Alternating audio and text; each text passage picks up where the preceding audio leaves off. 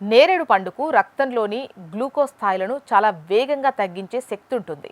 మధుమేహ వ్యాధిగ్రస్తులకు ఇది వరమే అయినప్పటికీ సర్జరీకి సిద్ధమవుతున్న వారికి లేదా సర్జరీ పూర్తి చేసుకున్న వారికి ఇది శాపం కావచ్చు.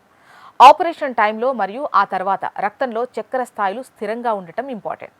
నేరేడు పండు తింటే చక్కెర స్థాయిలు ఒక్కసారిగా పడిపోయి రోగి కోమాలోకి వెళ్లేటువంటి ప్రమాదం ఉంది. అందుకే సర్జరీకి కనీసం 2 వారాల ముందు నుంచి వీటికి దూరంగా ఉండాలి.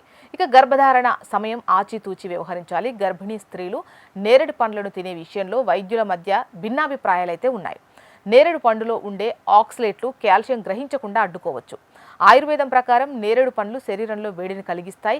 గర్భధారణ టైంలో అధిక వేడి శిశువుపై ప్రభావం చూపే ఛాన్స్ ఉంటుంది. కాబట్టి గర్భిణీలు రోజుకు 2 నుంచి 3 పండ్ల కంటే ఎక్కువ తినకూడదు. అది కూడా డాక్టర్ సలహా మేరకే.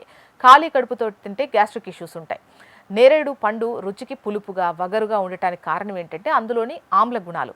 ఉదయాన్నే ఏమీ తినకుండా నేరేడు పండ్లు తీసుకుంటే కడుపులో తీవ్రమైన మంట, అజీర్ణం కూడా చేయొచ్చు.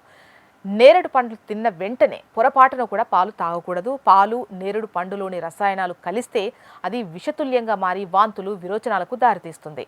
ఇక శ్వాసకోశ సమస్యలు. మీరు తరచూ జలుబు, దగ్గు లేదా ఆస్తమాతో బాధపడుతుంటే నేరేడు పండుకు దూరంగా ఉండటం బెటర్ అట. ఇది ఊపిరితిత్తుల్లో కఫం పేరుకుపోయేలా చేస్తుంది. దీనివల్ల ఆస్తమా రోగులకు ఊపిరందక ఇబ్బంది కలిగే ఛాన్స్ ఉంది.